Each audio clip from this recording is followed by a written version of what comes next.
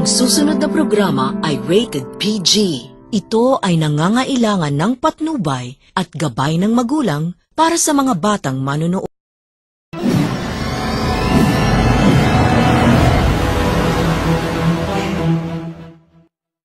Hello guys, magandang umaga po sa inyong lahat. Binabati ko po lahat po ng aking mga subscriber, lahat po ng aking mga followers.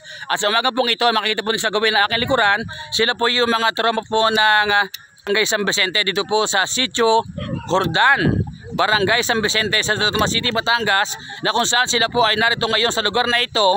At ito po lugar na ito ay kanila pong binungkal ang lupa at ito po ay kanilang inihahanda sa mga binhi o sa mga punla na itatanim dito sa lupa.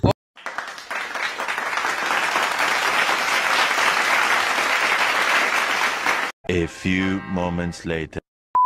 Ay kainitan po, ay patuloy po sila nga sa paggawa, sa pagpipino o pagdudurog po ng lupa na ito po ay ginawa mo nilang kama-kama. So yan po, at ito po yung sa tupad dito po sa Sitio Jordan, Barangay San Vicente, Santo Tomas City, Batangas. Yan po mga ka-agri, nakikita nyo po ang paghihirap, nakikita nyo po ang dinaranas ng mga kababaihang ito. Ito po yung sa tupad dito. A few moments later. Ito po ating kinuwari na ngayon po ay matigas po yung lupa na meron po mga dapi. Kung ito po ay maa-applyan ng product po ng CSC Agritech Japanese Technology, kagaya po ng activator,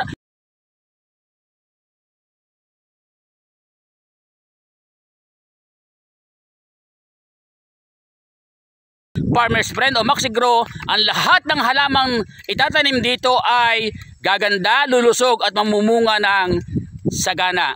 So yan po, at magandang umaga po sa inyong lahat. Ito po ang inyong kaibigan, kabayan, kabalikatan, Kuya Igary Makata ng Santo Tomas City, Batangas.